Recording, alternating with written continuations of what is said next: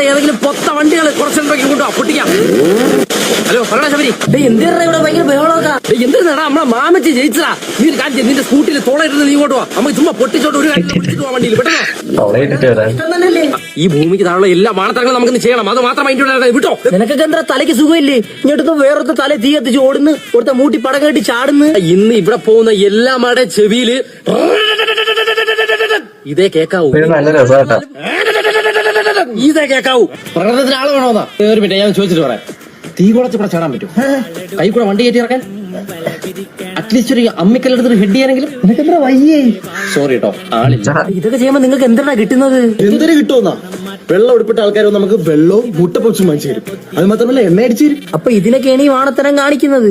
അതെ മാമച്ചി, പാട്ട് നമ്മളുണ്ട്. കൊണ്ടുവരാ മോനെ. വന്നേ വന്നേ ഷൈജു വന്നേ, എട്ടമ്പാടി ഓടി വന്നേ. എനിക്ക് ഞോ പറയാൻ അറിഞ്ഞൂടായി പോയി, അല്ലെങ്കിൽ പട്ടി വന്നോടെ പാടിയാനാ. മാമച്ചി, ഞാൻ ചോദിച്ചോട്ടെ. മാമച്ചി ചോദിച്ച് നിനക്ക് വല്ല ഡയലോഗ് കൂടെ പറയാൻ പറ്റുമോ? എനിക്ക് മുട്ട പപ്സിലൊന്നും ഡയലോഗ് പറയാൻ പറ്റത്തില്ല. പിന്നെ ഇയാൾക്ക് എന്തിനു വേണം?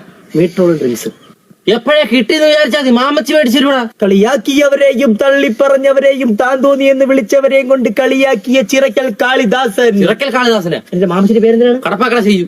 കടപ്പാക്കട ഷൈജു. ആനയുടെ സ്ട്രക്ചറും ആനയുടെ സ്ട്രക്ചറാ.